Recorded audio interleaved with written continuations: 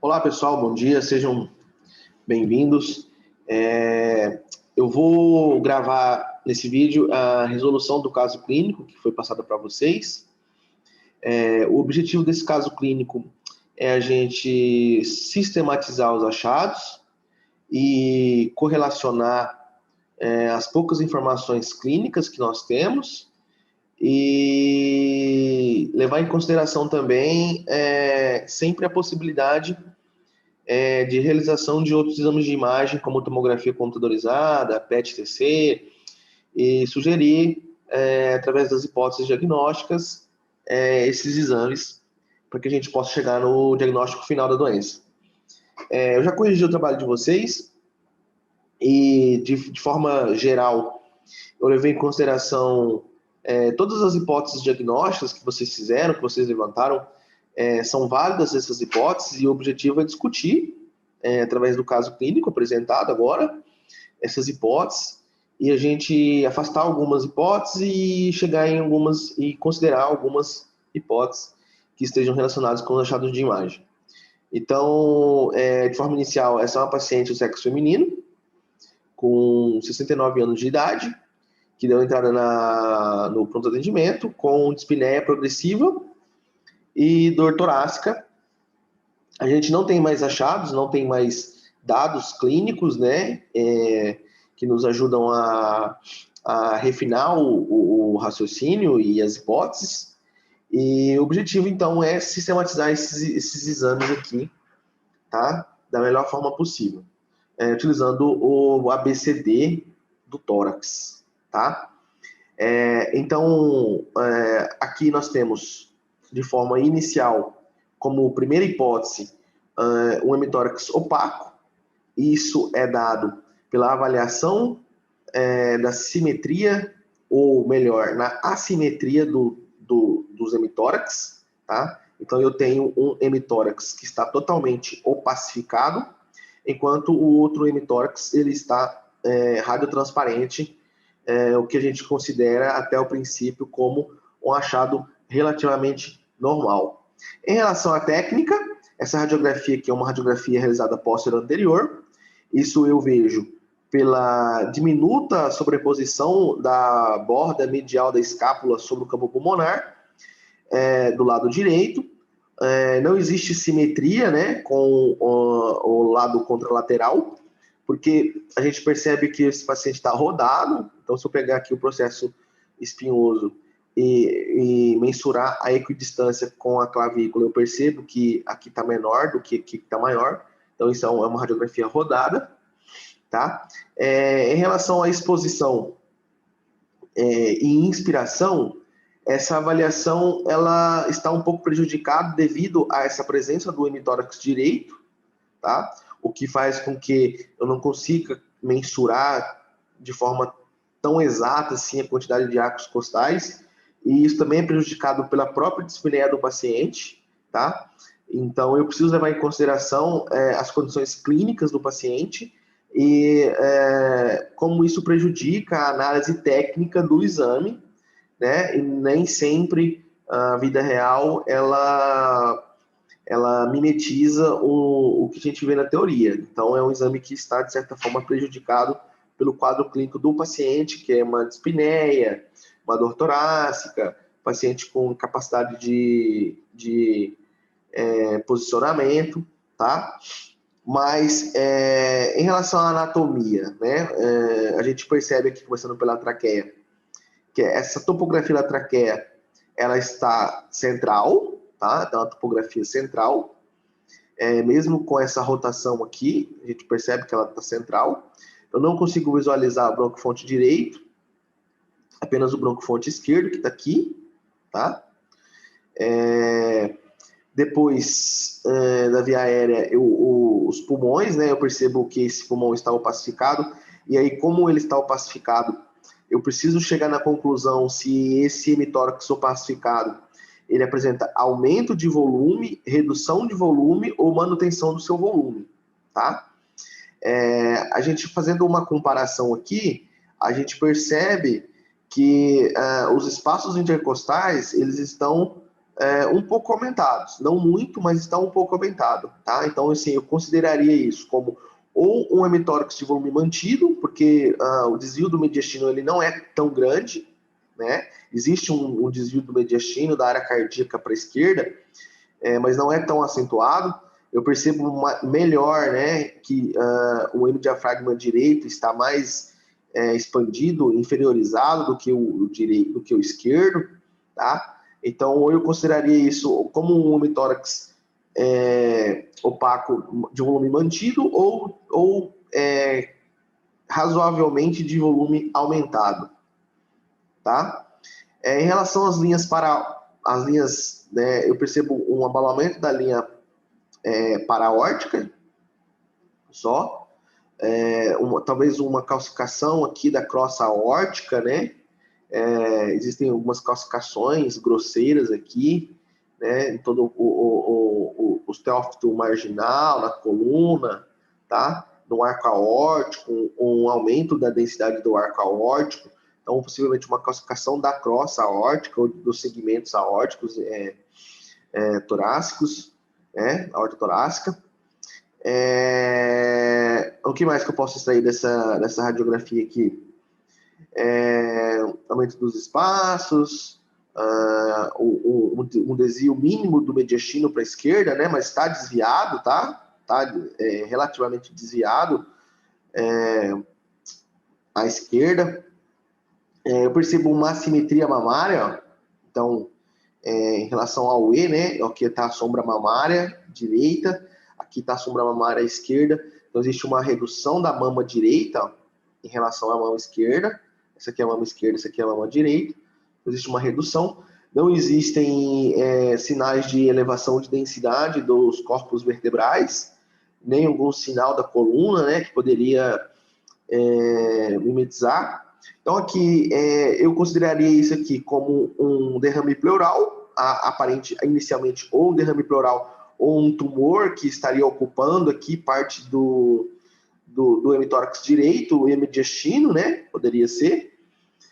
E a necessidade da realização de um exame mais complexo, mais detalhado, como a tomografia computadorizada.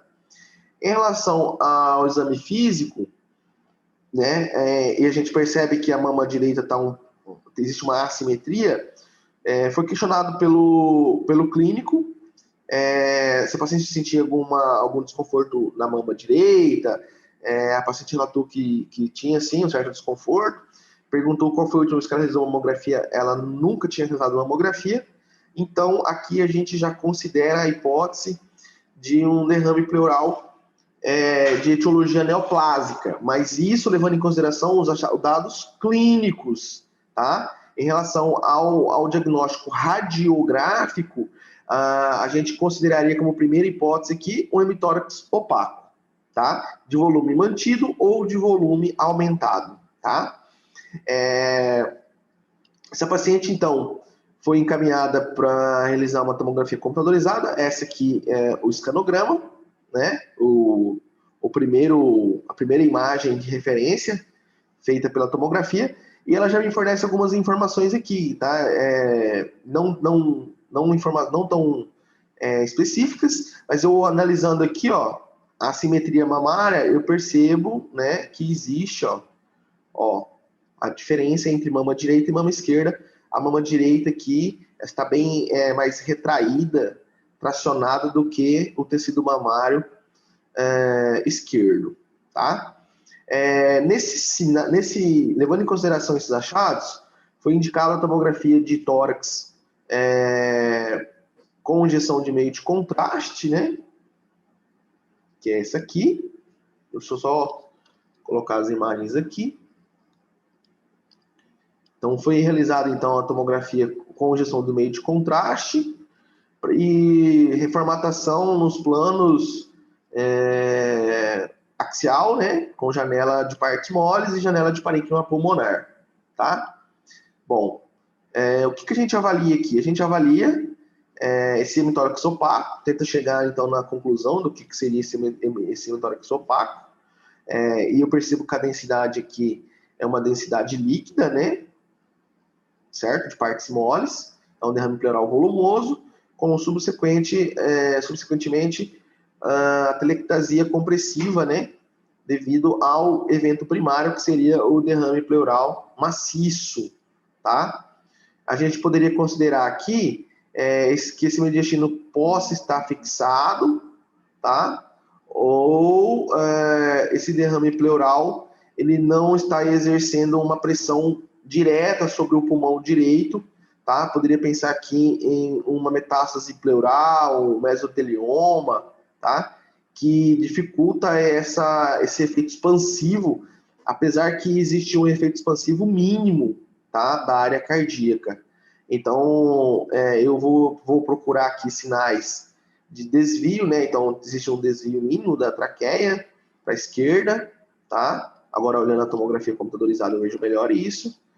Mediastino também está um pouco desviado para a esquerda. Não tem sinais de derrame pleural à esquerda, somente à direita, né?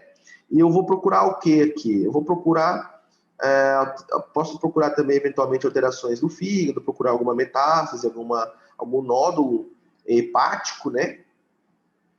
Que, nesses cortes de tomografia computadorizada, que possam eventualmente ajudar a gente a caracterizar também melhor esse derrame pleural de origem neoplásica. Tá? Então, não visualizei nenhum nódulo hepático aqui. Vou janelar novamente meu exame para partes moles. Tá? E eu vejo algumas calcificações grosseiras, né? Calcificações da aorta, que isso também eu consigo visualizar lá na radiografia. Né? Em relação à janela pulmonar, por que o pulmão esquerdo ele está prejudicado a sua análise? Porque como eu estou exercendo um efeito compressivo, um efeito de massa, a gente acaba fazendo uma semitelectasia aqui, tá? De todas as estruturas contralaterais. E aí essa análise de possíveis alterações de redução da densidade ou vidro fosco, elas acabam sendo prejudicadas devido ao evento primário, tá? Então, algumas pessoas consideraram a hipótese de vidro fosco, enfisema pulmonar, pode ser que tenha, tá? Mas o ideal é analisar isso aqui o mais normal, né, possível. Então, assim, a gente considera a necessidade de drenar esse pulmão direito, tá? E aí depois realizar uma nova tomografia, tanto de controle, de evolução, de prognóstico, quanto de avaliação do parênquima pulmonar, certo? Agora, uma coisa que me chama bastante atenção aqui é o quê? E poucas pessoas levaram em consideração. Seria o quê? Essa retração da mama direita aqui, ó, o tecido mamário está retraído, tá? Então existe uma assimetria mamária, tá? E essa imagem aqui, que poucas pessoas levaram em consideração, seria isso aqui, ó, a presença de linfonodomegalia, tá? Então a gente percebe que a cadeia linfonodal aqui está aumentada, tá? E eu não tenho essa cadeia de linfonodo do lado contralateral, eu não vejo isso, tá? Então isso aqui, ó, essa cadeia de linfonodos aqui, me chama muito a atenção para um possível CA de mama, tá? A gente precisa considerar também que esse aqui não é o melhor exame, tá, para avaliação da mama. E aqui eu poderia reformatar isso aqui de forma no coronal, ó, mostrar para vocês, ó, a simetria da mama direita em relação à mama esquerda, tá? E a presença da cadeia linfonodal aqui do lado direito, que não tem do lado esquerdo, tá? Então, aumento dos linfonodos na região da mama e subaxilar, tá? Qual foi o resultado final desse exame? Então, essa paciente, ela foi submetida a dreno de tórax, então foi drenado o tórax, para a gente fazer essa descompressão do pulmão direito e desfazer essa telectasia, né? E nesse sentido, foi feita uma tomografia de controle, tá? E aí eu percebo que a presença de um pneumotórax aqui, e bolhas subpleurais, tá? Esse aqui é resultado do dreno de tórax, então esse aqui tem até um hemopneumotórax aqui, tá? Deixa eu melhorar essa imagem aqui, só para mostrar para vocês. Olha lá, as duas imagens.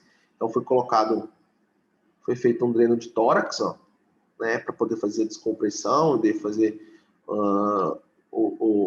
resolver, né, esse derrame. Mas aí a paciente ainda se apresenta com um hemopneumotórax, tá? Isso aqui é feito acompanhamento clínico dessa resolução. E aí, só para mostrar para vocês, conforme a gente descomprime o pulmão direito, o pulmão esquerdo, a gente já percebe que isso aqui são todas marcas vasculares, tá? Então, assim, o enfisema seria o quê? Seria regiões de hipodensidade, tá? Então, eu percebo que depois que foi feita a descompressão e a drenagem de tórax, a gente só visualiza trama mesmo, tá? Então, isso aqui são tramas vasculares, tá? Não tem sinais de enfisema, não tem sinais de ICC, e a gente comparando as imagens, a gente já percebe que a paciente tem uma cardiomegalia, uma paciente cardiopata, né? Tá? Mas que houve o quê? Houve uma redução, né, do derrame. Tá? Então, comparando essa imagem inicial aqui, ó, eu percebo, olha a diferença da área cardíaca desviada para a esquerda e depois que foi feita a descompressão, a drenagem de tórax, tá? O quanto essa área cardíaca ela já retornou para sua posição ideal, levando em consideração aquele derrame, né? Então, assim, a paciente tem uma cardiomegalia, tá? Mas ela já voltou para sua posição, o mediastino já foi mais centralizado. Olha aqui a aorta, olha a diferença da aorta aqui, ó. Tá? Ela já foi sua posição inicial, tá?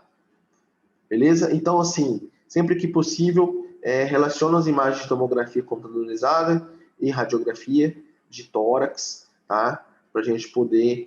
Nem sempre a gente consegue fechar o diagnóstico só com a radiografia, mas a gente precisa ali levantar algumas hipóteses, e essas hipóteses depois serem confirmadas com exames de imagem, exames mais específicos. Tá bom, pessoal? Era isso aí, a discussão do nosso caso. Esse paciente foi feito exames de imagem como mamografia, PET tomografia, fez o diagnóstico de neoplasia carcinoma mamário e foi encaminhada para o hospital oncológico, submetida à avaliação oncológica e manejo terapêutico, como radioterapia, quimioterapia e talvez e eventualmente o tratamento cirúrgico da mama. Beleza? Era isso aí. Valeu e até o próximo semestre.